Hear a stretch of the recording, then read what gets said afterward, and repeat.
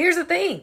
We as women definitely cannot resist the bad boy. Why? Because he comes in with confidence. All right. He comes in saying things.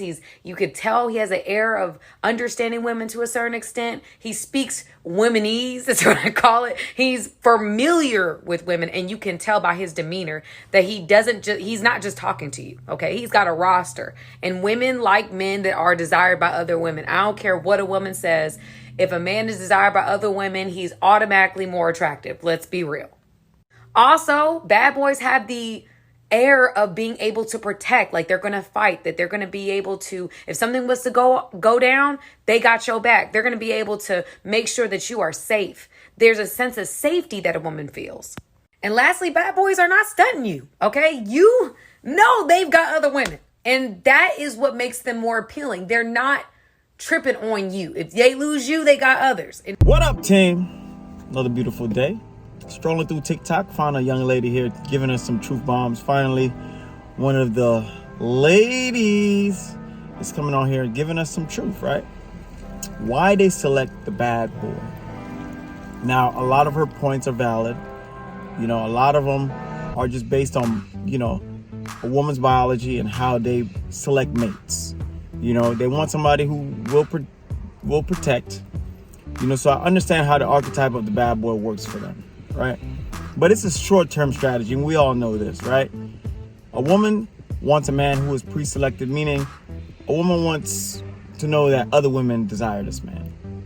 So in their best-looking years, in the years where they are their prime, where most men want them, they want the highest level of man that they can get at their looks level. And that's why they always go for the clout, you know, the guys that have a persona of badness. Because we all know, as men, we all know the baddest men are in jail. They're locked up behind bars, right? The toughest men are in the cemetery. They're dead. Why?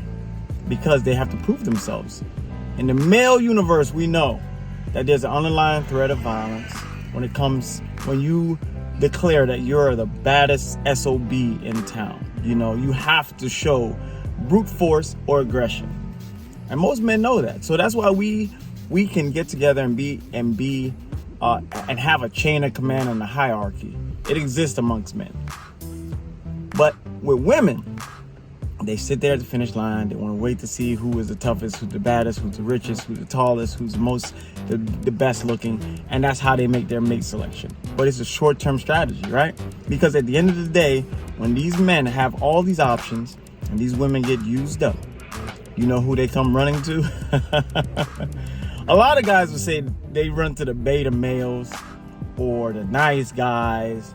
But that's the long-term strategy. The long-term strategy is to have the children from the alpha males.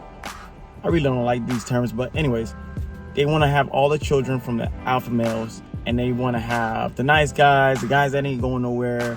It's a safety net, a secure situation, and they want to marry.